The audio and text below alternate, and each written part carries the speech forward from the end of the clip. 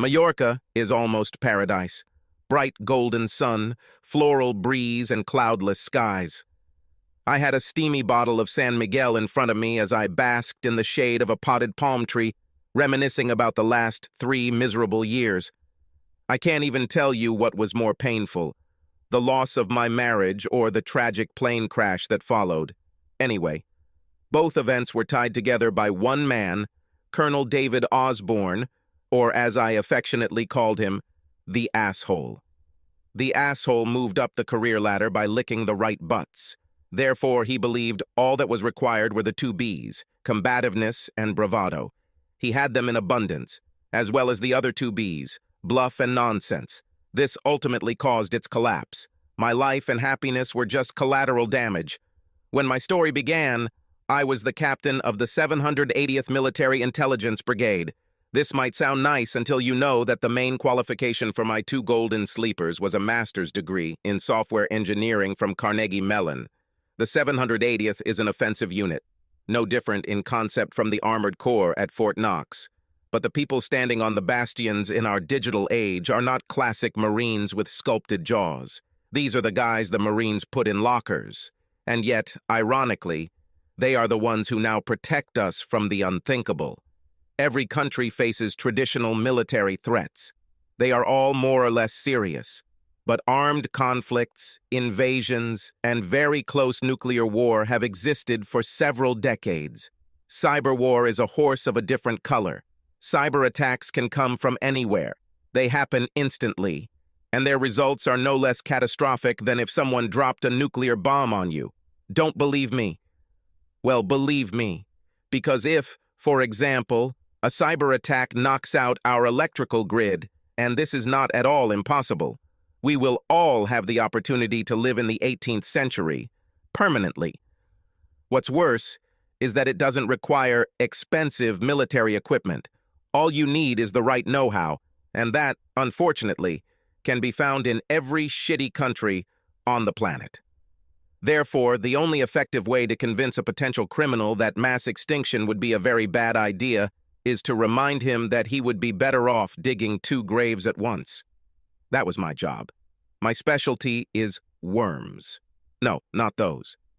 Earthworms are good for your lawn. I was a master at creating self-replicating malware called internet worms, and my little pets could bring a post-industrial society to its knees in a matter of minutes. That's why at Fort Meade I was considered something of a grise. I look fine, taller than most with a long face, deep-set gray eyes, and an unruly mop of dark hair. But underneath that, I'm a devout geek, and people like me don't spend much time in the real world. My interests are focused mainly in cyberspace, mainly in games. It was there that I met and even teamed up with Tiffin Ellerian in the Warcraft MMO. She was in the same Alliance faction as me and was a strong human mage for my blonde paladin. I've always wondered what Tiffin looked like. Of course, there was no way I could encounter her in physical space, and I probably wouldn't have liked it. Because in the real world, my ideal woman could be anyone, from a bisexual who likes hard sex, whose legs have never been shaved, to an overweight nerd who lives in her parents' basement and gets a thrill from imagining herself as a woman. Then I worked at FanX, a complex of National Security Agency facilities. This is not a shining citadel on a hill called Fort Meade. FanX is located in Linthicum, Maryland, next to BWI, Baltimore-Washington Airport, and is relatively free of plate swords, i.e., senior ranks. Therefore, there is a completely different atmosphere here. There's all sorts of stuff here, like the crypto school and a ghost ops unit like mine. But like any other establishment, they throw a Christmas party for the rabble. And since FanX has all the charm of an airport baggage area, this party usually takes place at the Marriott Hotel in Baltimore's Inner Harbor. Like I said, I'm a nerd with all the social graces of a high-end living room sofa, but the colonel with the bird, to whom I was subordinate, made it clear that my presence was mandatory. So there I was, in my dress uniform, lurking at the back of the party, trying to look interested, wishing I was in the Shadowlands or anywhere but here.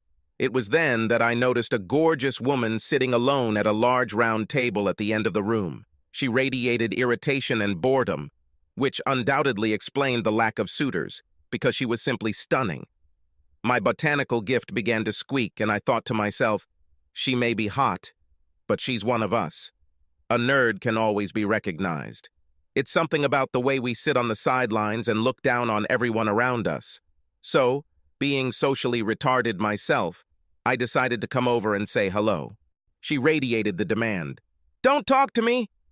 Naturally, I spoke. "You seem to be as bored as I am." She studied me with a half smile, as if appraising a particularly interesting species of rodent, and said, "You're wasting your time." I pulled up a chair and said, "Can I sit down?" She made an inviting gesture. "This is a free country. Just don't expect me to talk." I sat down and said, addressing no one in particular, "Okay, then I will speak. You're here because your boss made you come. You would like to be anywhere but here because all these happy people are driving you crazy. So instead of drinking and socializing, you want to do what you usually do on a Friday night, surf the internet." I stopped and said sardonically, "How am I doing so far?" She smiled involuntarily, and I added, "I know I'm right, because that's the only reason I'm here and not in the Shadowlands, which is the place of choice for any time I'm not at work." She perked up noticeably and said, "Really? Seriously? Are you a gamer?" I extended my hand and said, "Lothar Kingslaughter, light-skinned Draenei paladin." She gasped and reflexively put her hand to her delicious breasts. Then she said excitedly, "Tiffin Elarian, human mage." I exclaimed in shock, "My God, are you her?" She nodded readily.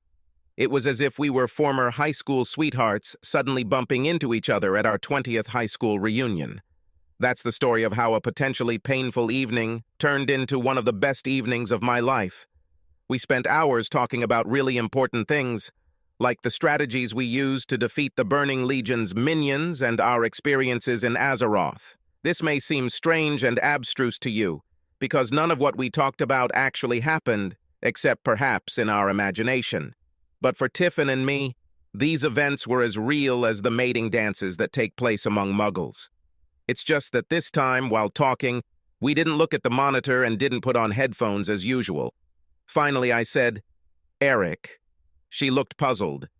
I added, "My real name. Gamers have to make such explanations." She gave me a sweet smile with two charming dimples and said, "Rebecca, my name is Rebecca." This began a 14-month period of complete bliss as we got to know each other, fell in love, and got married. My wife, Rebecca, or Becky, as I affectionately called her, was nature's way of saying, "Take a bite." Anyone who believes that a beautiful and sexy woman cannot be a genius. Mathematical gifts come early, and Becky was one of those child geniuses. I have no idea what my wife's IQ was, but she graduated from Caltech with a PhD in mathematics at the tender age of 21 and worked for Central Security. That's where the real smart people are. The NSA assigned her to the cryptanalytics department, where she studied methods for breaking elliptic curve encryption. One day she tried to explain what it was. But I'm just a humble programmer, and this experience was so harrowing that I had to use our safe word to tap out, "Pineapple! Pineapple!" Suffice it to say, my wife operated on a different plane than I did. She lived in an ivory tower of theory and mathematical abstractions, even though her efforts indirectly influenced some of the worst people in the world. And in this sense, she was a real magician. Her destiny was spells and enchantments. And me? Like most paladins, my abilities are more likely to relate to brute strength. That's what programmers are like. We're not crafty, sort of the Oompa Loompas of science. However, one of my modern persistent threats or distributed denial of service can ruin your whole day. Like I said, brutal. If you saw my wife at a party, you wouldn't notice how weird she is. Instead, you would see an absolutely stunning woman with high cheekbones, a long, straight nose, and a wide, almost lustful mouth. She loved to laugh. Her Irish ancestors demanded it, and she loved jokes. Looking down at her beautiful face, I saw a scattering of freckles on her incredibly plump cheeks and her glowing blue eyes. Her almost transparent alabaster skin and silky shoulder-length hair black as a raven's wing, and bright red lipstick and nails created a riot of colors. Becky loved to ride her bike, and her daily 90-minute workouts on the roads gave her a slender body with incredibly muscular thighs and legs that carried her forward with a smooth, graceful gait. Despite this, my wife was a nerd through and through. Becky valued rationality and self-discipline far above sexual attractiveness. Therefore, her actions and clothes were not provocative, and she went out of her way to minimize her rich assets. This was not just about her public image, but also about how she perceived herself as a person and how she wanted others to perceive her. In many ways, Becca's denial of her own femininity was her fatal flaw. Because by nature my wife was a deeply passionate woman, and as a result, her personality and values were constantly at war with her fundamental nature. This battle was fought deep within her psyche, like Vesuvius waiting to erupt. I have always believed that intelligence and sexual activity are interconnected. Becky was living proof of this. She loved sex the way a gourmet loves cordon bleu. She was always there for me in the moment, as if I were the only man in her universe, and her creativity and responsiveness would make you think you were John Holmes standing on the shoulders of King Kong. Despite this, Becca felt embarrassed about her diametrically opposed feelings. I partly understood her attitude. This was not a moral issue. It was a denial of her beliefs. People with Becca's intelligence level distrust instincts and despise emotions. They value rational observation and analysis. The problem is that my wife's sexual appetite did not always allow her to do this.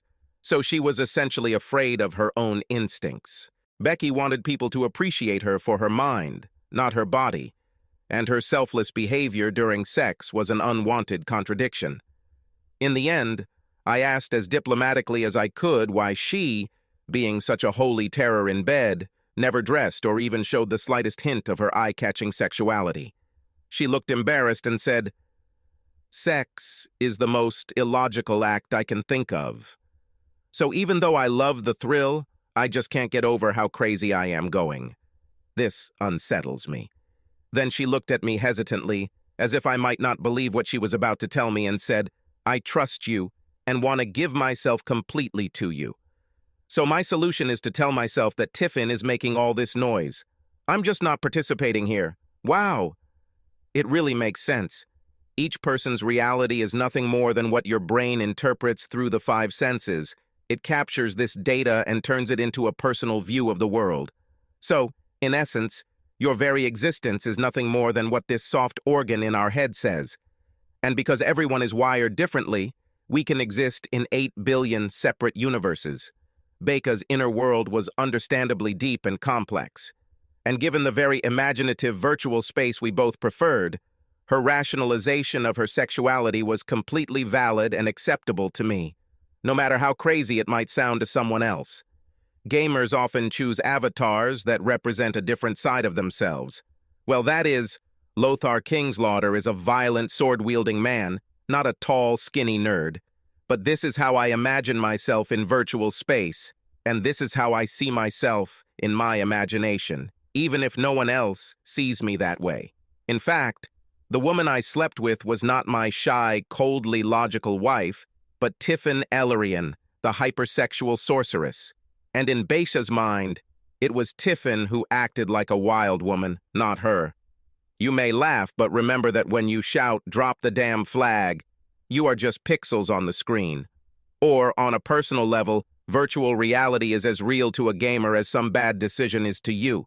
You're just not a player, my friend.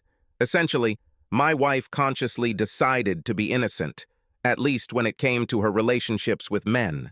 And since both of her personalities were interchangeable in her own inventive little mind, transferring her sexual behavior to her avatar allowed her to maintain her real-world image of herself as the rational, balanced, and analytical person she had chosen to be.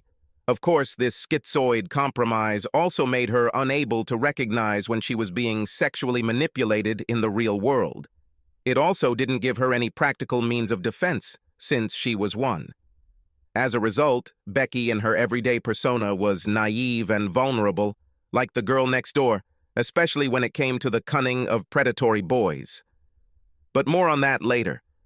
We had everything: a good house, a wonderful neighborhood, and more importantly, a warm and cozy marital relationship. We lived in the city of Columbia, 20 minutes from Feet. They did everything together, and Becky was the best friend and companion a man could ask for. She was always carefree and happy and a pleasure to be around. She was obsessively polite, had an almost irrational fear of conflict, and never thought that others had ulterior motives. Therefore, she did not push anyone away even if they put pressure on her. I just went with the flow.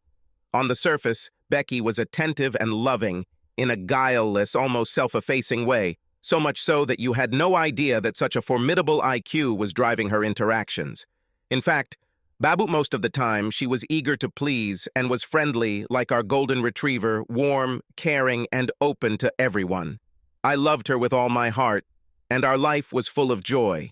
We had a 12-meter yacht, Island Packet, which we sailed from Kirwans on the Chesapeake.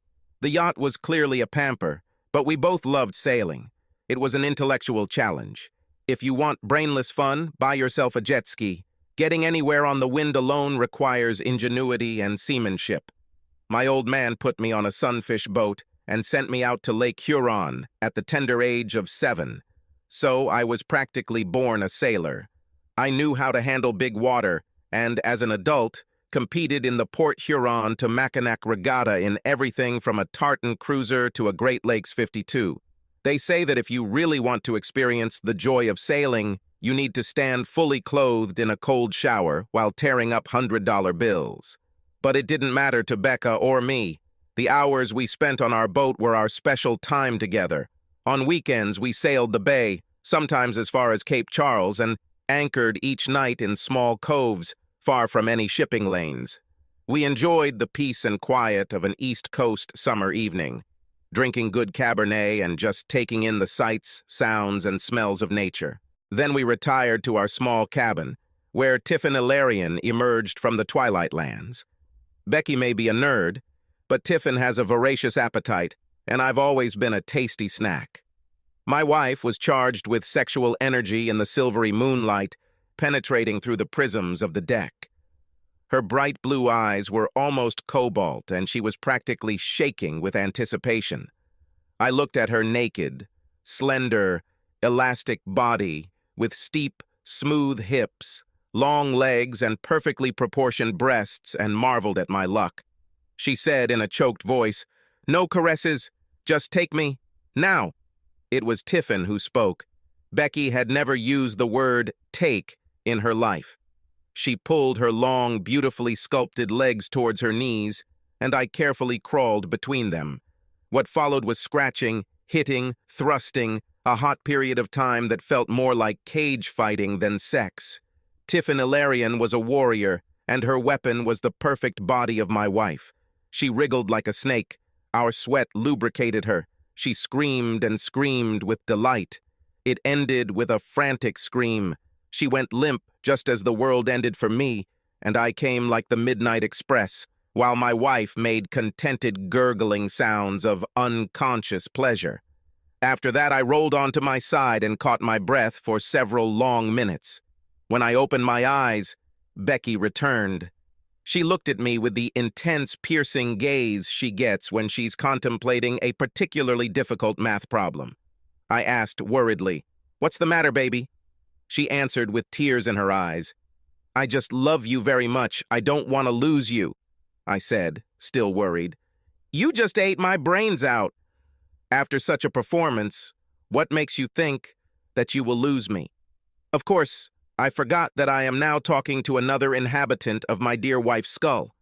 She said with all sincerity, "I just don't feel like I'm good enough for you." This statement was absurd, but self-doubt was part of the basic nature of my humble, self-sufficient, and completely crazy wife.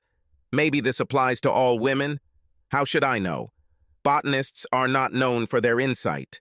As the old Yiddish saying goes, man proposes, but God disposes. It was my appearance on the list for promotion that brought the snake into the garden. I liked the army. She gave me a stable and predictable life. I did what I liked and was appreciated for it. I would make a lot more money in big software. But I was attracted to the service aspect, And frankly, people with my almost complete lack of social skills need to be in a highly structured environment. My work consisted of two parts. The first was to maintain our aggressive code registry. It was tabloid stuff like Stuxnet and a million other pieces of malware you've never heard of that I'd have to kill you for if you found out. The other part was detecting anomalies that help us find and destroy other people's little nasties in cyberspace. As a side project, more of a hobby, really, I've been working on a fork of my anomaly detection code. It was a heuristic AI engine that could be integrated into other applications to create human-like cognition. Or, to put it simply, I was trying to reflect people's thinking and learning in a way that created a man in a box. The number of applications of this in the real world would be endless.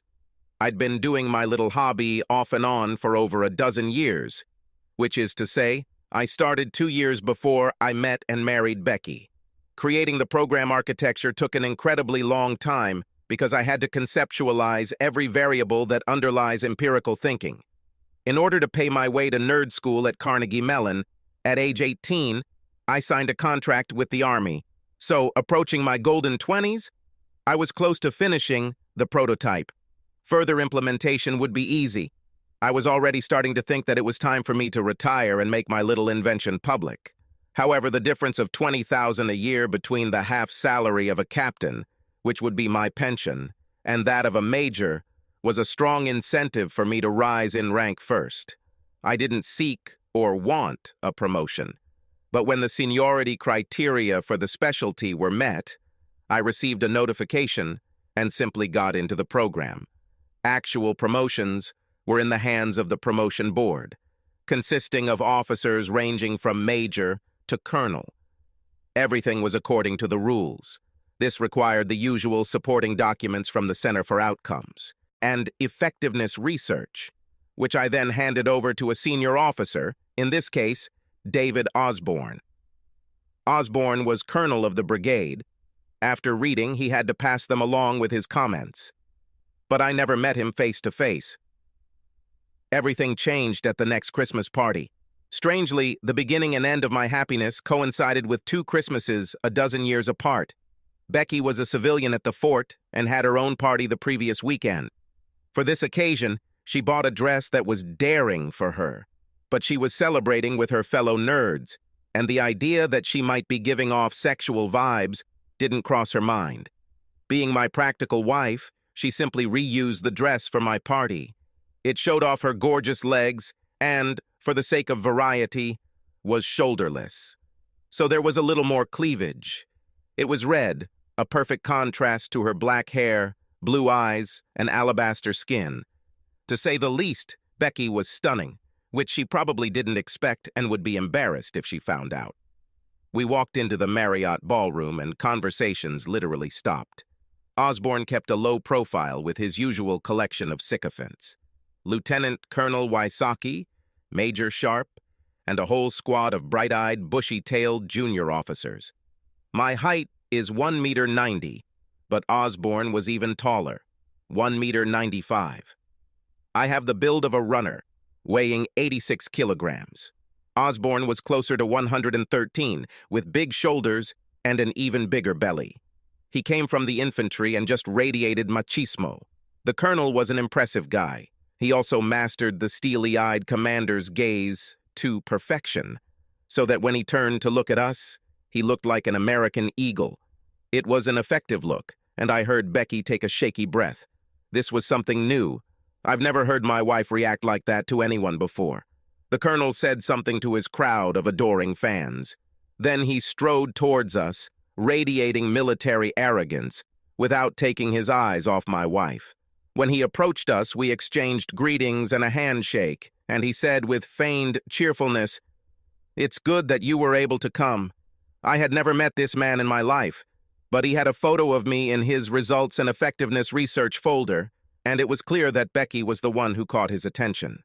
I said, "I am very pleased to be here, sir," which was a lie, but what else could I say? He said, continuing to carry on a light conversation, but looking thoughtfully at Becky, "Why don't we find some place where we can talk about your promotion?" Then he turned to Becky and said, I am sure that such a beautiful lady as you will be able to find many people to talk to while I hold your husband captive." Remarking on my wife's attractiveness was almost crossing a line. But Osborne was a brash man if he was anything.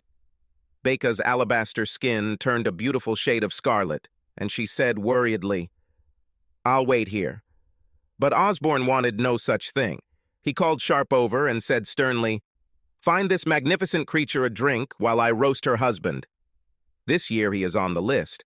Sharp was a skinny little weasel with a bushy mustache that looked like a hedgehog, had crawled onto his lip, and died. He was clearly happy to spend at least a little time with Becky and said, "Come on, I'll introduce you to everyone." "Can I offer you a drink?" Becky said hesitantly, still looking dazed. "I'll have Chardonnay, thank you." Osborne turned to Sharp and said imperiously, "Bring the lady a drink." Then he grabbed me by the shoulder in a completely inappropriate friendly hug and led me into a side room that seemed to be intended for meetings. He started the conversation by asking me the usual questions about my background and career ambitions. He was a regular Army infantryman, and I was something completely different. So explaining what I do and where it leads was like describing cyber warfare to a pet dog. But that was not the point. He still didn't pay attention to my answers. It was clear that he was interested in my wife. Because he started asking me a bunch of personal questions. How I met Becky, and what the current state of our marriage was. It seemed to me that his questions crossed all boundaries. Still, what options did I have? I could report him, but he was too high in the command chain, and they would protect him there. Besides, my future was in his hands. So I gave him vague answers, kicking myself for not turning on the recorder. He kept me in this small room for over an hour. He seemed to be stalling for time. When he finished, he said with what I read as feigned sincerity, "Well, the discussion was productive, Captain. I'm confident I can take your promotion further." We saluted each other, he turned and walked toward his group, and I headed toward the bar. After what I had just experienced, I needed to drink something strong and maybe take a shower. At that moment, Sharp reappeared, his whiskers bristling like the fur on the back of an eager Jack Russell. He said, "I spoke with the Colonel, and he wants me to brief you on what to expect in the remainder of the process." I looked at my watch and said, "It can't wait? I left my wife alone for too long." He looked at me with a blank look and said, "It will only take a few minutes, and everyone else will take care of her." If only I knew what that really meant. His few minutes turned out to be closer to 45, and in total more than 2 hours passed before I started looking for Becky. The ballroom was huge and filled with enthusiastic people celebrating. I walked around the periphery of the room, trying to find my wife. I had almost walked around the entire hall when I saw a flash of red. Becky stood with the Colonel's group and looked drunk. This was surprising for several reasons. First of all, I have never seen her drink more than 2 glasses of wine. Secondly, and more importantly, there was no way she could act like that in public. Osborne stood possessively next to her, and Becky seemed to lean against his shoulder. It didn't look intimate, as she was just trying to stay on her feet. The others fussed around them both as the great man dispensed his wisdom. His subordinates nodded approvingly. I walked through the group and walked straight up to her. Becky gave me a sentimental grin and babbled, delighted to see me. "Finally?" She was holding a full glass of wine and was clearly in the trash. I didn't understand how she got to this state, but he knew that in the morning she would be very ashamed. The last thing I wanted was to humiliate her even more by abruptly dragging her away like she was drunk. So instead, I smiled at the group and said, "Sorry, guys, but we have to get up early tomorrow, so it's time for us to leave." Becky spoke in a tearful voice. "Don't be such a bore, Kitty. Now I realized that she was drunk because throughout our marriage she never called me Cat. Maybe it was Tiffin who spoke," I said to myself, giving vent to my irritation about this whole shit show. "You're not a bore, but I am, and it's already late," Osborne said in a voice impatient of disagreement. "Come on, we're just starting to have fun. You can stay for at least one more round." It was clear that this was an order, not a request. He said, "Why don't you pour yourself and your wife a drink while I escort the lady to the dance floor?" He made a sweeping bow, like something out of a 19th century film, and said, "Shall we dance, my lady?" Becky giggled drunkenly and said, "Of course, good sir," and the two of them disappeared among the swirling couples. I headed towards the bar as quickly as I could. I didn't want to leave Becky in Osborne's clutches any longer than necessary. Thoughts about promotion have long been replaced by unbridled distrust of Govnyuk and his intentions. Ivan Patterson walked with me. He was the only one in the group I knew who was a decent guy. He said carefully, "You better be careful. Osborne is after your wife. I've seen him do this before, and he rarely takes no for an answer." I said firmly, "Becky is not like that." Patterson said, "She may not be like that, but Osborne will make her like that." His henchman kept refilling her glass all night. It's an old trick called boil the frog. Never let the level get too low. It gave me goosebumps. Becky was too polite to refuse if someone offered her a refill.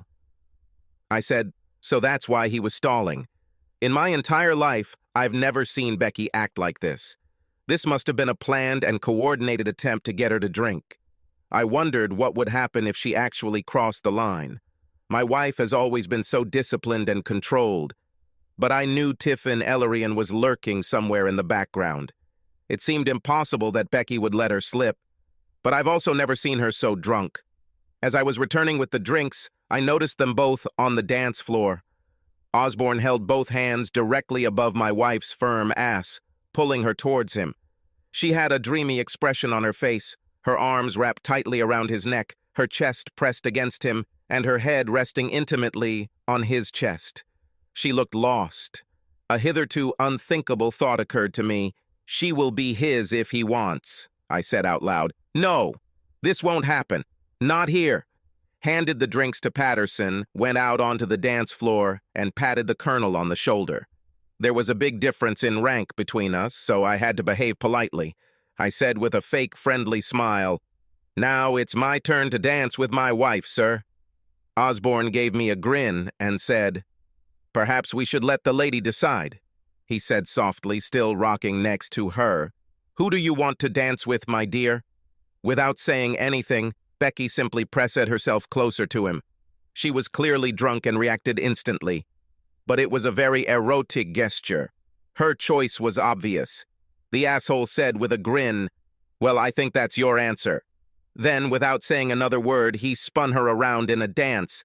I stood there for ages with a broken heart. Then I realized that the entire staff of Osborne's hangers-on was watching me with undisguised glee. Their hero dominated again. It made them all feel strong and courageous. Of course, Osborne made sure that Becky was not himself before he made his move. And, more importantly, he was absolutely sure that I would end up in the punishment cell if I hit a superior officer. We had a world of uniform code of military justice, not civil law. I'm blind with rage. Some people might storm out of this place, or they might sit there and sulk. But this is the digital age, where the main predators are hackers, and IMAO, shithead, needed a harsh lesson in morals and good manners. So I decided right then and there to nuke his arrogant ass. I know this reaction doesn't make sense, but when you get angry, you do stupid things. I needed a little time to pull all the necessary levers, so I went to a secluded window alcove, scanned Osborne's smartphone, and dropped the flying monkey on him. What? Doesn't everyone have hacker malware on their phones? Now I had unlimited access to calls, SMS, photos, contacts list, even his bank account. Everything a busy person keeps on his mobile phone. Moreover, I could control its camera and recording functions. So I was in his pocket. Literally. By the time I got everything ready, he and my wife had finished their dance. The asshole brought the easily controlled Becky back to the group and said cheerfully, "It was easier than I thought." One of them said, "What a weakling." He simply disappeared with his tail between his legs. Everyone present had a good laugh at this, which only strengthened my intention to go with shit to the end. He had a very bad day ahead of him. The boys joked for a long time. Then the moment came. Osborne turned to my wife and said in a falsely encouraging tone, "You don't look well, darling. Let's go up to my room and you can lie down for a minute." This made my hair stand on end. I stopped organizing the demise of asshole and began to closely monitor what was happening to Becky.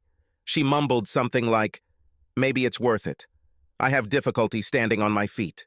I've never been so drunk." This was clearly Tiffin talking. I immediately went into alert number 1. When shit took Becky by the hand and led her into the lobby, massive fun began among the military contingent. My wife swayed slightly as she followed, but the sway of her hips showed that Tiffin was now in the house. With a sinking heart, I realized that Osborne was going to get a lot more sex than he bargained for unless I did something quickly. I didn't want to make a fool of myself by trying to get physically involved again. It was a rank issue, and I've already seen what it led to, so I needed to have leverage. I frantically hacked into the hotel's management system while sneaking behind them. It took a minute for my fluttering fingers to trigger the continuation injection needed to get the room number. At this time, I heard the elevator door ring. In the entire time it took them to walk the length of the marble hall, they did not say a word. But when the doors closed, I heard rustling and some sounds. Then my wife moaned with lust. She was clearly in heat, and it just broke my heart. To be honest, I was planning on ending their little tryst before anything fatal happened. I knew all it would take to get the asshole to back down were incriminating photographs. But the hotel's keycard system was on a different server, and by the time I unlocked the door, Tiffin Ilarion was already in control. Overconfidence is the fatal flaw of a nerd, and I was getting too close to it. They were in such a hurry that they even left the light on. I hated myself. All I could see of Becca was her face, contorted in a mask of delight, and her bare arms and legs tightly closed around asshole. The room was full of wet slapping sounds and the smell of sex. She shouted, "Oh, Lord! Yes! Like this! Yes!" She then appeared to lose consciousness. I recorded this entire action, but then I saw that Govnyuk had put his own phone on the bedside table and was also recording what was happening. Since it was also streamed to my cloud account, I had everything in glorious 1080p from 2 different angles.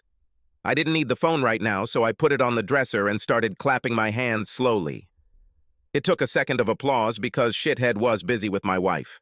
However, he eventually realized that there was someone else in the room. Frightened, he rolled over onto his back and looked around. His amazement and horror were almost worth my pain. He tried to jump to his feet, but instead he caught his feet in the blanket and tumbled off my wife, landing face first next to the bed. This would be an invaluable comedy if it were not such a deep tragedy. Becky lay there, covered in sweat, legs grotesquely spread wide, in a dead sleep. It was a completely humiliating sight. The asshole, stumbling awkwardly, rose to his feet and shouted, "Give it up!" I started recording again. He realized that he was in deep trouble. I laughed and said bitterly, "I will give it to you at your Section 134 hearing." Then he added sarcastically, "Sir!" I turned on my heel, walked out the door, and down the hallway to the elevator. The asshole ran into the corridor in a panic. Then I realized that he was completely naked. I turned around and captured the sight for posterity. He shouted in disappointment, "Crap!" and returned to the room. I took the elevator to the lobby and bought a beer at the hotel restaurant. Anger is a cleansing emotion. It burns away weaker ones, such as indecision and self-pity. It also helps one get through impossible situations, such as losing a happy life. I had a plan and began to take the steps necessary to reclaim my manhood. The first thing I did was post assholes' financial information to a few select dark web message boards. It was like throwing a delicious baby goat into a pool full of piranhas. I assumed that in the next 5 to 10 seconds, his financial situation would radically change thanks to Onion Router and the inhabitants of the Silk Road, an online trading platform in the zone. Onion of the anonymous Tor network. Then he sent out a short edited video to everyone on his contact list. The subject of the letter read, "Look who I'm having sex with. This should grab people's attention." I wondered what his wife and priest would think when they reproduced the investment. I used asshole's own phone number to send the message because I didn't want to be accused of an illegal revenge video. I would publish this entire terrible meeting. But due to POP3 SMTP limitations, attachments must be short. If I included the entire entry, it would be filtered out at the recipient's gateway. Luckily, there are no restrictions on what you can upload to adult websites. So I posted both posts there. I arrived late to their party. But Govnyuk's phone captured this whole wretched mess. The sex was so hot that he might even make back some of the money he's currently losing on Deep Web. I then sent a short, edited video with a carefully worded explanation to every media outlet I could think of. MSNBC, CNN, Post, Times, Fox, and One America. Revenge is not political, and this was the kind of red meat guaranteed to unleash the hounds of the Fourth Estate. The message was short and concise. It explained who Osborne was, the context of what they were seeing, and the national security implications. Finally, it warned that I expected the army to try to cover it all up. This part of the message was probably my only chance of not ending up in Leavenworth Military Prison. Now all I had left was a lonely walk to the parking lot and a long, sad drive home. I'm a nerd, and nerds don't cry. We are too rational, or perhaps weird is a better word for human emotions. But Baker's betrayal, as involuntary as it was so painful that I may have squeezed a drop or two out of myself. It was 3:15 a.m. when the first bell rang. I sat in my small home office getting things in order. It was sharp. Without preamble, he said, "The colonel is ready to forget about your insubordination if you give him everything you wrote down. There's nothing wrong with your wife. She's just sleeping it off." I said cheerfully, "It's too late. She's already everywhere." He had no idea how everywhere it was. People unfamiliar with the cyber domain do not understand virtuality, its pervasive reach, and instantaneous time frame. These possibilities simply do not match their ideas of what is possible. Sharp, sputtering, asked, "What do you mean everywhere?" I said, "You'll see," and hung up. There might have been a final confrontation with Rebecca. That is, after she sobers up and drags her sorry ass home. But the army was ahead of her. They started knocking on my door at 4:25, and I found 3 military policemen standing on the porch. They took me to Fort McNair in the city. Not a word was said during the entire hour drive. They parked me in a small room at 3rd Division headquarters, where I was still cooling my heels at 6:30 when the 2-star guy showed up, along with Osborne, Sharp, Wysocki, and one of the captains. A fight without rules began. The guy with the 2 stars, whose name tag said mid, as in the name of the fort, said, "Stand up, soldier!" It was supposed to remind me where I am and who is in charge here.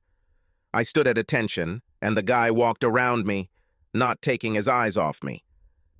Finally, he said with a threat in his voice, "Do you have any idea what kind of trouble you got yourself into? Drunkenness, insubordination, and striking a senior in rank? That's all." I said in an even tone, "I deny it. Sir, my only crime was catching Colonel Osborne having sex with my wife." Osborne growled, "I told you that's what he'll say." I said, keeping my voice level and respectful, "I have half a dozen witnesses to this seduction." Osborne laughed and said, "Did you see anything, boys? They vying with each other to deny that they had seen anything at that very moment. To damn." A call came to the general's mobile phone. It was almost too unbelievable, like God ex machina, but it actually happened. The general, having gone through a series of uh-huhs, suddenly shouted shrilly, "What?" He turned to Osborne and said, "The Washington Post just contacted the Pentagon Press Service to ask about the cover-up of a sex scandal involving you. They say they have proof. Hallelujah. The Gray Lady of 15th Street was at it." Osborne looked like he was about to have a stroke. He turned bright red and spluttered, "Where did they get this from?" I calmly said, "I sent your post to several news organizations.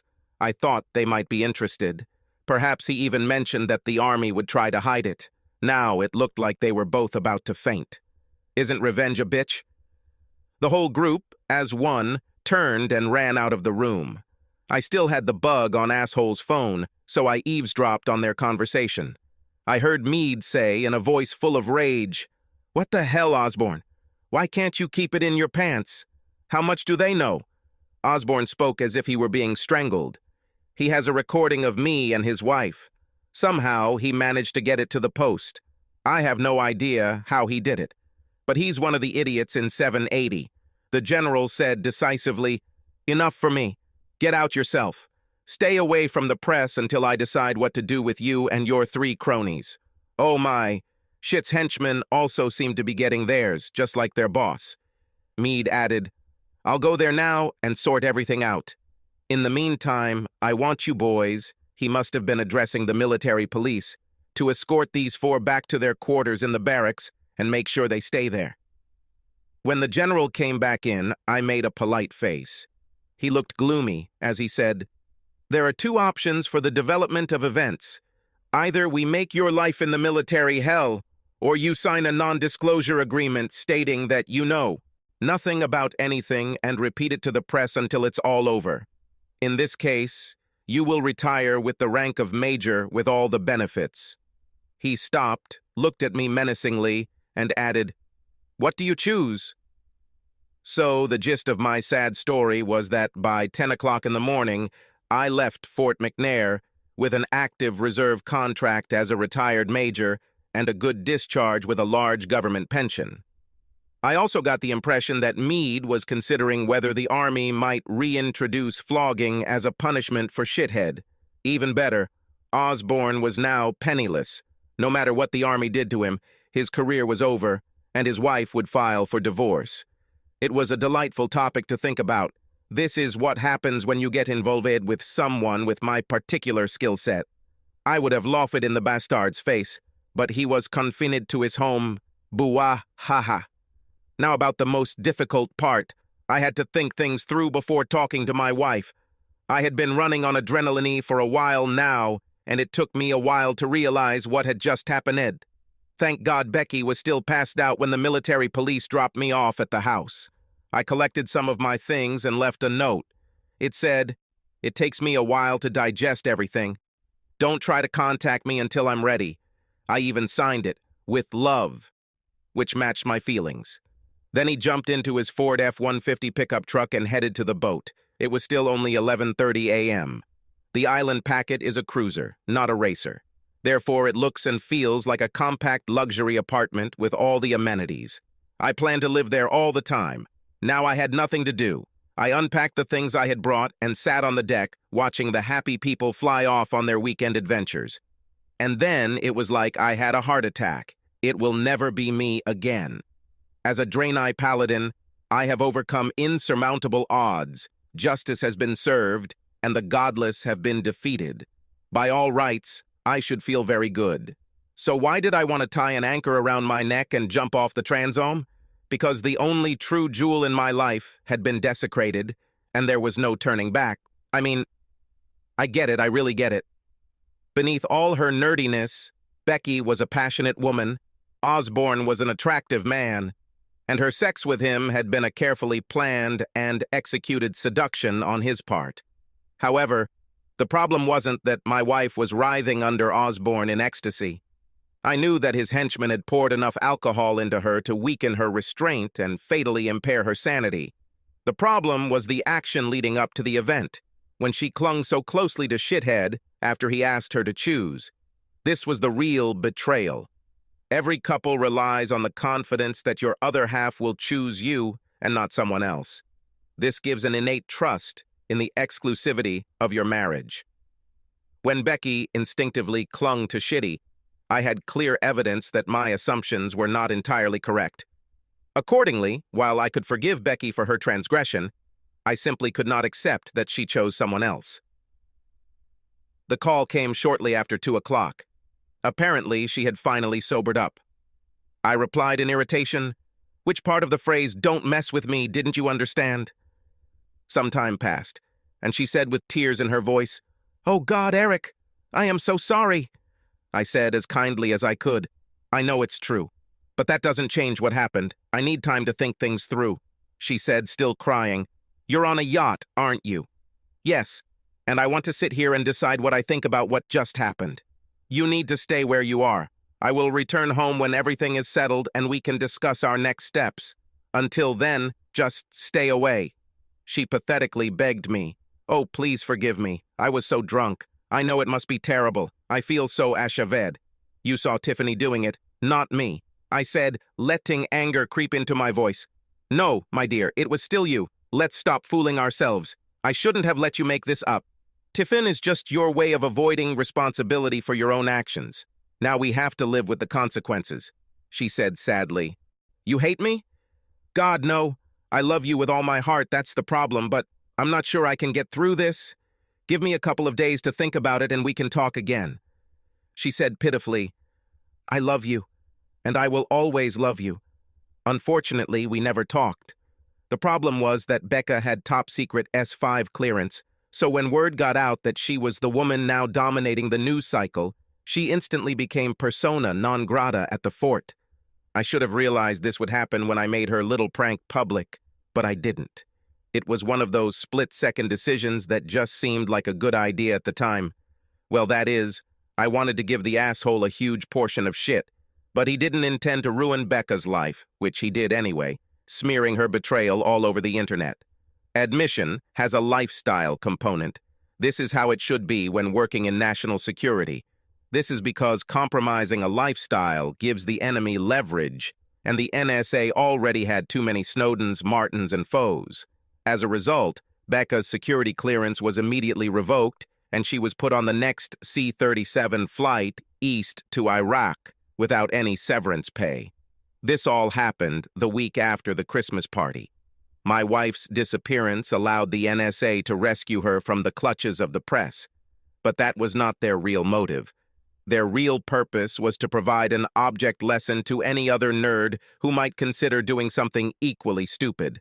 Becca's transfer took effect immediately and was not subject to appeal. The only other option was prison.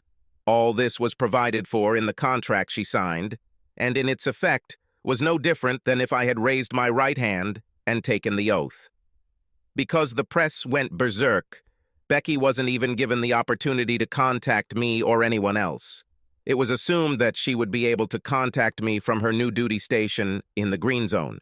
That is, after the media finds another squirrel to chase, being suddenly sent east may seem like extreme punishment. But that was nothing compared to what happened to Osborne. He was demoted 2 ranks to major and transferred to the reserve. It was especially pleasant to think that I had overtaken him in seniority in the rank of major, because I had been transferred to the reserve a few months before him. Of course, it didn't matter that Becca wasn't allowed to make contact while she was being stuffed into a box and sent away, because I've been living in a bubble all this time. My phone was turned off and I didn't look at the internet. Consequently, he had no idea what was going on in the world at large. It took a full 14 days before I was ready to talk again, but my calls kept going to voicemail. It was very painful. A merciless thought came to my mind. This little cheater is with shit. That's why I was especially shocked when 2 grim-faced civilians appeared in my life. By January standards, it was a beautiful day in the Chesapeake, sunny, with temperatures above 10, and I was now a man of leisure. I was happily sipping my hot coffee and reading the Post when a state car pulled into the marina parking lot. You know, that gray, minimally trimmed 4-door Ford sedan. This sight sharply intensified my attention. 2 gentlemen in black tailcoats got out of the car and asked the head of the pier a question. He pointed at me, and the 2 of them walked along the dock towards my boat. I got a very bad feeling. Perhaps there will still be a retaliatory strike from the army. 2 men in black walked carefully along the pier. I thought to myself, these guys don't go out often. I stepped towards them as they approached my pier and asked warily, "How can I help you, gentlemen?" The eldest of them showed a certificate that stated that he was an inspector in the police detachment at Fort Meade. He said in a neutral tone, "We need to talk to you, sir." I gestured to the benches on the deck of my boat and said, "How about here? or do you want to do it inside? The person who introduced himself said, "It's better inside." I led them along the ladder and into the inside of the boat. They looked in admiration at all the wood and brass parts. I asked, "Coffee?" And they both nodded in agreement. I poured 3 mugs and sat down on the bench opposite where they sat. I said, "Is it because of the army?" My dismissal may have been a little abrupt, but it was honorable. I can't believe there could be a problem with this now. Both looked at each other. The older one said, "The question concerns your wife, sir."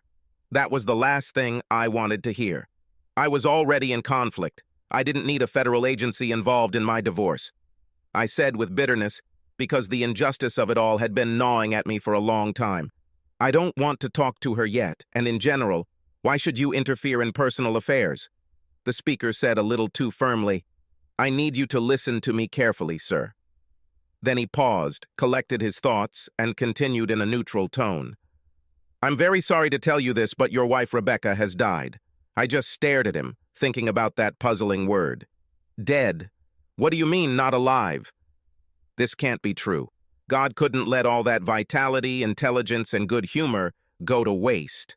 I said in confusion, "Did you just say that my wife died? How can this be? It just doesn't fit in my head." The guy said softly, "Your wife was flying on an Army C-37 plane that was supposed to refuel at Decimomana in Sardinia. We don't know what happened, but it disappeared from Seville's air surveillance radar somewhere east of Mallorca. It was night, and the weather in the area was very bad. But we don't have an exact explanation. We may never get it."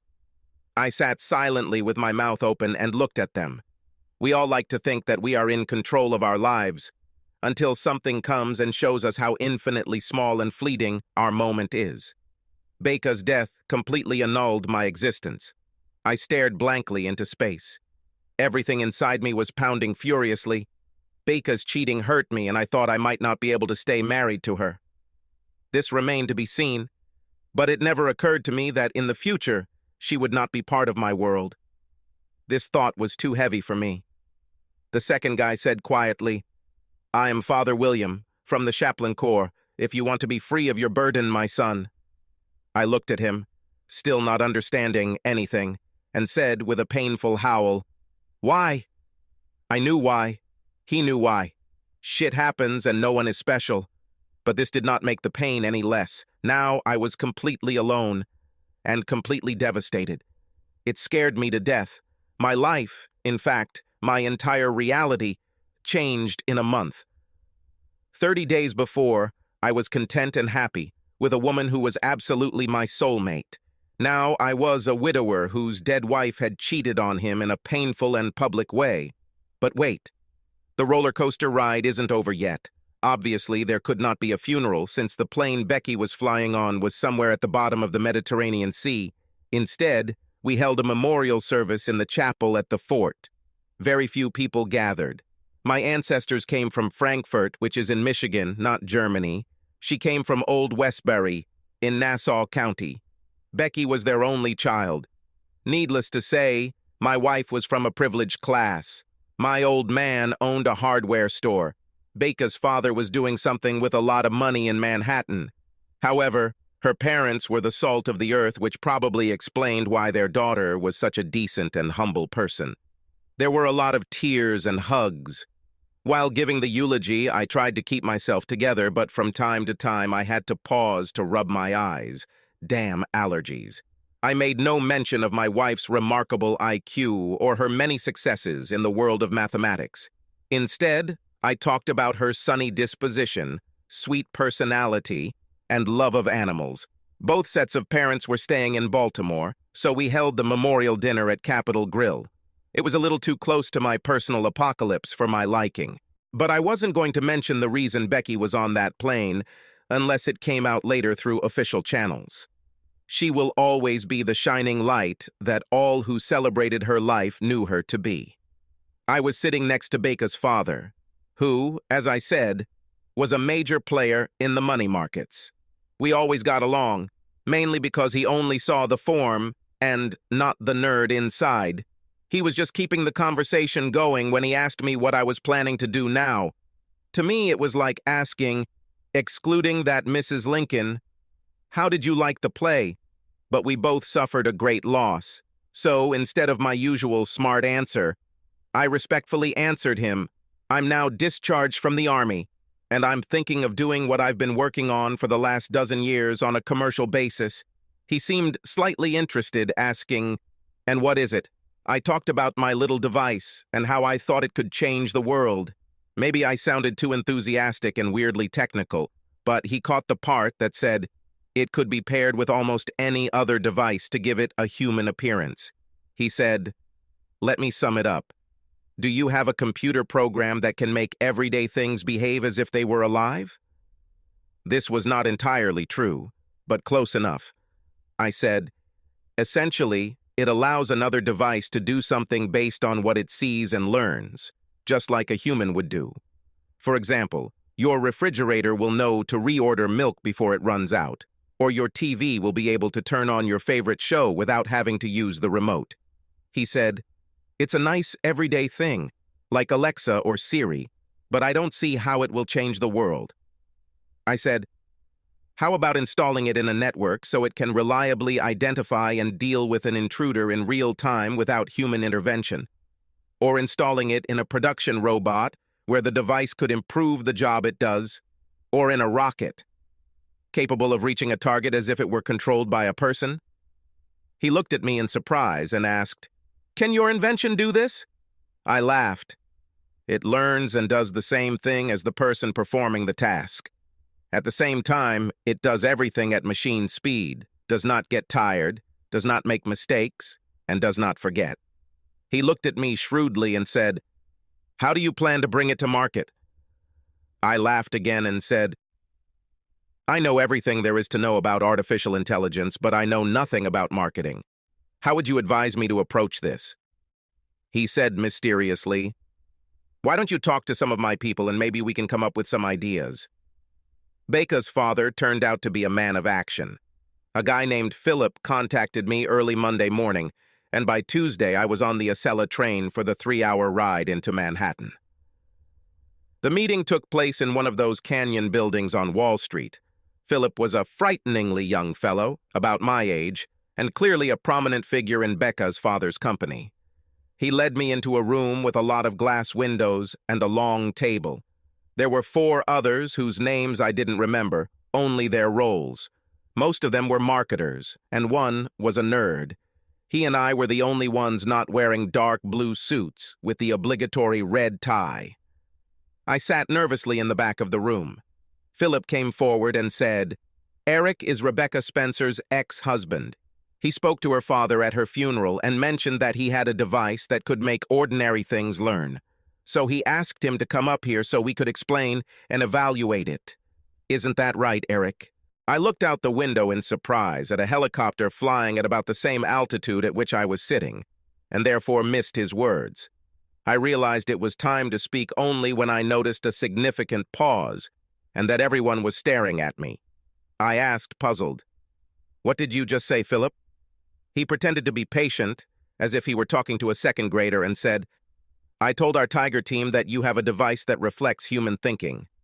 I said carefully, I headed the Cyber Operations Division at Fort Meade, where I created an AI that heuristically monitors networks for intrusions.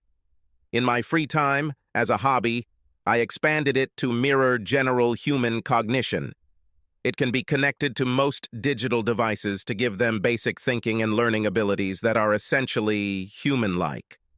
The whole table looked at me as if they thought I was deceiving them. I spent the rest of the day proving that this was not the case. By the end of the meeting, the entire group, especially their house botanist, was jumping up and down with anticipation. By this time, it was already dark. Philip said, we want to discuss this among the team members, and we will be able to finalize the proposal by tomorrow. Why don't we grab something to eat and we can put you up for the night? It was certainly better than returning to my lonely home. Besides, I had nothing to do, so I said, certainly. Philip and a botanist named Bobby took me to the Eurostar on the East River and checked me in.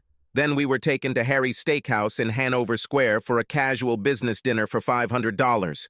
It was obvious that the plan was to get me one-on-one with Bobby and see if I really knew my stuff.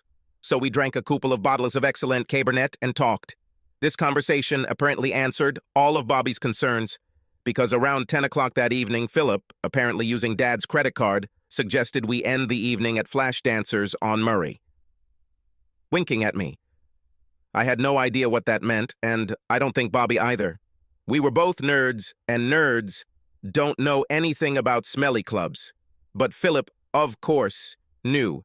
He walked confidently inside, and Bobby and I hid behind him, looking around as if we were afraid that someone would recognize Ease. I must admit that this is a stylish establishment.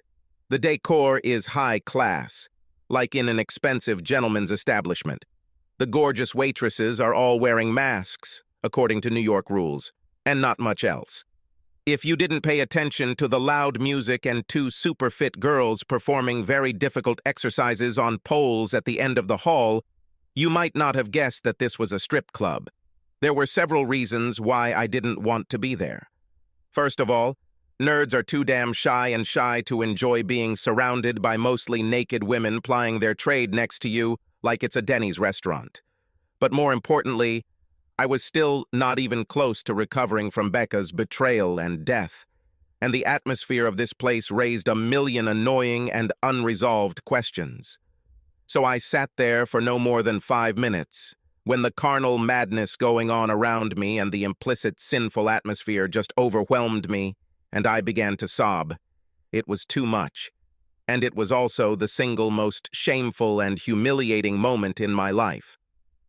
Bobby, who suffered from the same social disadvantages as me, reacted as if I had vomited on the table. Philip looked at me with some contempt, but mostly it was irritation, because I was interfering with his progress with the waitress. He asked Bobby, should I take him back to the hotel? As we sat in the taxi, I told my new friend my sad story. Bobby was like me. So I was absolutely sure that the last thing he wanted to hear about was any aspect of my personal life. But I just had to explain myself. He muttered something like, I understand, but I knew that wasn't true. It would take walking a mile in my shoes to understand how damaged my current psychological landscape was. In fact, I was close to deciding that there was no point in living anymore. Then, the next day, the roller coaster took me one more turn. The gist of our conversation was that whoever Becca's father represented wanted my little invention and was willing to pay for it. The amount they were willing to pay was unbelievable. So I had one last meeting with my ex-father-in-law before I boarded the Acela train at Penn Station. He had a conversation corner filled with expensive leather furniture in an office that was slightly larger than my small home. It was difficult to relax. But I was a stranger in a strange land, and I needed someone to rely on. His daughter was a decent person. I expected him to be like that too. I asked him, no, more like begged him, to help me. I said I was grieving so much that I couldn't think straight. Besides, I'm a nerd, not a businessman. I don't have the slightest idea how to act wisely. He looked at me in such a way that I realized that I had finally found a common language with him. He loved his daughter. Obviously, I loved her too. He said, don't worry, Eric. You are still part of the family. I'll handle this for you if you trust me enough to give me power of attorney. You can just live your life and try to make sense of what happened. This conversation became the next radical turning point in my life. Becca's father was like a father to me. He called a month later to say that my little invention had been bought by a big player for 9 figures, and that coupled with licensing income had made me rich beyond my wildest dreams. It's always like this in technology. Amazon, Facebook, Microsoft, even SpaceX all started with a nerd and a good idea. Then, a decade later, they were led by packs of plutocrats in a dastardly competition to become the richest man in the world. In my case, the only question for Mr. Spencer was, will you do this for me? I was serious. What did I know about money? So, plunged into the abyss of despair, I soared to the heights of great wealth. All this lasted from mid-December to early March. In just 3 months, I went from an ordinary person to a nerd with unlimited wealth. It was a completely unimaginable turn, as if I had won the lottery. The change in circumstances was justifiably upsetting. You must understand. I worked on my gadget out of simple intellectual curiosity. Botanists are like that. We don't think about money or even need it. Now I was rich beyond belief. It took a lot of midnight thinking to figure out what it was. The strong change in mental temperature almost broke me. The irony was that money was now a cruel joke. After all, what could I spend it on? The only thing of real value is gone forever. And botanists, like the wolf, the swan, and the humble seahorse, mate for life. 3 years have passed. During this time, the only significant change was that I sold our house and moved from the USA. I had to do it to keep my sanity. I knew I would commit suicide if I didn't get away from everything that reminded me of Becky. At least the money allowed me to do it. The goal was to separate my old life from my new circumstances as much as possible. Sort of like a factory reset. I wanted to clear my mind of any reminders of my love. I did some research called Where You Can Go Away from the Ring Road and ended up in Port Isaac on the Cornish coast. It could just as easily have been any other remote place. But I half understood the native language there. Port Isaac is a neat fishing village with a rural feel where I could sit and contemplate the ocean and try to heal. When I arrived, at first I was just as depressed as at home. But the amazingly simple people, their life in the pub, and the friends I made there helped me get out of it. However, Port Isaac is on the Atlantic side of the Cornish Peninsula. Therefore, the weather there is the same as in Ireland, that is, a lot of rain. I really enjoyed the social atmosphere of the place, but 3 years later, the gray days made my depression worse. I understood that it was the height of hypocrisy to continue to play Hamlet when fortune smiled at me so openly generously. Now I had all the time in the world and an endless amount of money, and I thought I could move to the sun-drenched Mediterranean. I think you understand why I wanted to go there. Firstly, it was always sunny and hot there. But more importantly, my wife lay lost in the depths of the sea somewhere east of Majorca. This is the place where I was drawn. For this, I bought Hylas 44. Its body was royal blue rather than the traditional white because I like the solid look the color gives. The upper decks and planking were white or mahogany, and the aluminum mast gleamed in the sun. Hylas is a single-masted cruiser with boat rigging. The fit-out and fittings are all ultra-high class, and the luxury of wood and brass below deck is a true tour de force. There is a gallery lounge with exceptional living space and a true stateroom. This is not easy for a solo traveler, but I wasn't worried about not being able to handle her. The Hylas was only a couple of meters longer than my old packet, and in this class, I was an expert. The sails were controlled by roller furlers, which took all the weight, and I had an autopilot. But tuning a boat correctly requires skill and a keen eye. After I added all the navigation equipment, generator, air conditioning, and propulsion for the sails, the yacht cost over $1 million. But if I'm alone, I'll need all this for safety. On a hot sunny day, I picked up the yacht from the Yacht Marine office in Barcelona's Marina Port Vell. I completed all the paperwork at the embankment with my new girlfriend. We met when I was in England. She was slender and gorgeous, with huge green eyes and an arrogant personality that reeked of grandeur. At first she acted aloof, but I was patient with her, and now she was completely devoted to me. She walked around our new house, looking at everything with contempt. Then she made a lightning movement and reappeared with a mouse in her mouth, which was quite appropriate since Bastet is a cat. Well, actually, technically she's not a cat. She belongs to an older breed of cat called Mao, from Egyptian cat. Mao are descendants of African wildcats. It is these creatures that are found in ancient Egyptian hieroglyphs. She is slightly larger than a house cat and has a strange spotted coat that suggests her origins are closer to the cheetah. I love dogs. They are always your friends. But dogs on boats have a hygiene problem. There is no such problem with cats, and as a bonus, cats get rid of unwanted stowaways. I named her Bastet after the Egyptian goddess of war. It's a fitting name as she is a wild little creature who seems to view our relationship as a hunting partnership rather than a master and pet one. Bastet and I talk a lot. She's Egyptian, so she has an exotic accent. But when I get sentimental, she's not afraid to tell the truth. He looks at me with his ancient eyes and hisses, "I cannot hunt with such a weak companion. You must be better, my brother." Maybe I'm just talking to myself. But Bastet speaks very wisely. I left Barcelona Harbor on a sunny July day, heading south-southeast using the satellite navigation's built-in autonomous steering. I was aiming for the Balearic Islands because that was the area where Becca's plane crashed. I was hoping to find out something more about it there. Too pretentious, I suppose. I just wanted to be near the place of her death. I was haunted by the thought of her last minutes of horror when the plane was falling. Plus, I needed a short route to identify all the problems with my brand new boat. Sailboats are like women. You need to know their quirks if you want to have a good marriage. My destination was the city of Palma on the island of Mallorca. It is the largest of the Balearic Islands, approximately 120 miles from Barcelona Harbor.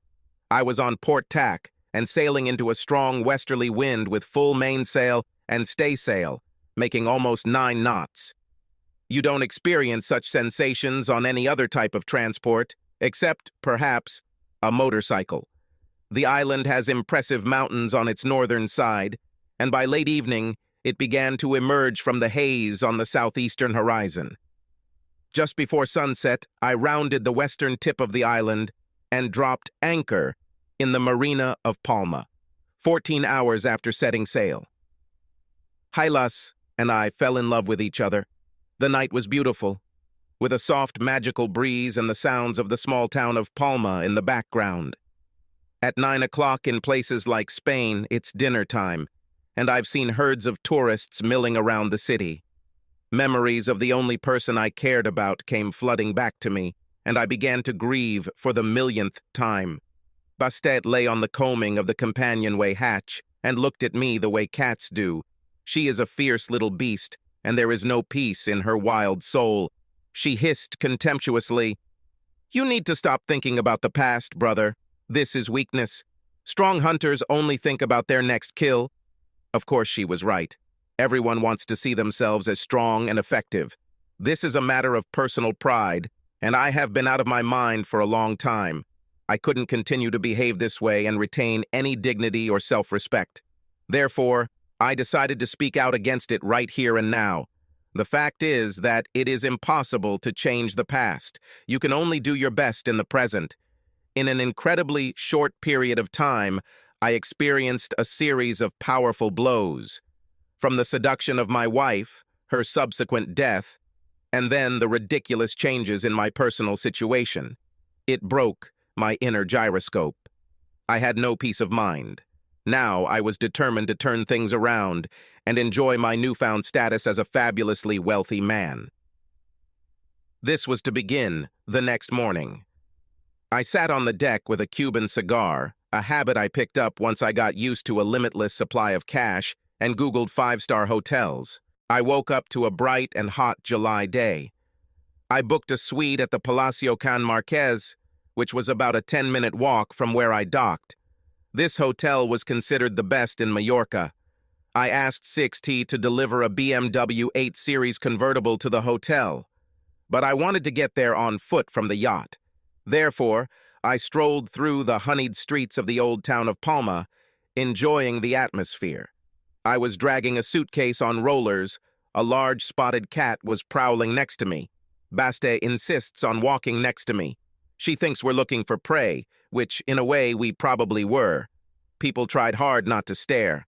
Bastet hissed, "What's the matter with these people? Maybe I should kill someone so they don't look at us."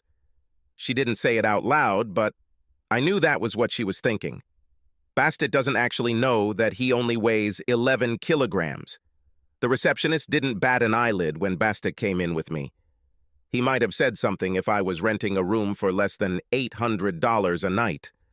But the staff at the Palacio Hotel are accustomed to the whims of their wealthy clients. The room was decorated in dark wood, cream plaster, and immaculate tiles, overlooking the busy Carrer de la Punta d'Ors street below. Bastet looked around the room with her usual condescension and found it moderately pleasant. Then she climbed out onto the balcony and lay there with her tail between her legs, looking like a jaguar in a tree. I told her, No falling on unsuspecting passers-by. I was joking. The street was about 14 meters away, but Bastille looked at me with her typical green-eyed gaze and said, "It all depends on how tasty they look." I think she really believed it. I laughed, then closed the door and went downstairs to have lunch in the hotel courtyard. The mashed avocado and egg toast were exactly as delicious as I imagined, and the cold San Miguel was refreshing. I was idly thinking about my life and the future when I began to experience a strange sensation. It was an ominous rumble, like an eerie increase in wind before a rapidly approaching thunderstorm. I looked around for the cause, and it hit me like a tornado hits a trailer park in Topeka. My wife Rebecca just came out onto the terrace. Of course she was dead. Can you imagine the parade of emotions running through my mind? At first there was a slight realization, I know this woman. Then, complete disbelief when I realized where I knew her. Then came a stunned feeling of the complete unreality of what was happening. Okay, then, tell me, how would you react? I finally accepted that the love of my life was gone forever and committed myself to building my life without her. And then, just at the moment when I decided to do this, God takes away the soccer ball. I was already starting to get tired of all these ups and downs. You might think I was sane for the next few minutes. If so, then you are very mistaken. In fact, I was convinced that I was crazy. Think about it. You would assess the situation calmly, or you would be in a mortal blockade because your eyes were telling you something that your cerebral cortex judged to be untrue. In about 30 seconds, I went through 4 of the 5 stages of grief. At first, there was denial. You're an idiot. That's not her. This led to anger. Damn it! This is some cruel trick. Then came the bargaining. I'll live better if it's her. This was followed by depression. This just makes me so sad. There was no talk of acceptance. Oddly enough, the first thing that came to my mind was the improbability of the circumstances. I mean, to quote one guy in a bar in Casablanca, not far from where I was sitting, of all the jinns in the world. But there were bigger questions, like why Rebecca was still alive and why she doesn't recognize me. So, as you can imagine, I felt a lot of emotions. Continued in the next video. Subscribe to the channel and click on the bell so you don't miss the second final part. The link to the second part will be in the description of this video below. Subscribe to our channel so that your second chaff doesn't cheat on you, and go ahead and listen to the next story, because this story is nothing compared to the next one. If you're under 18, don't even think about listening to the next one.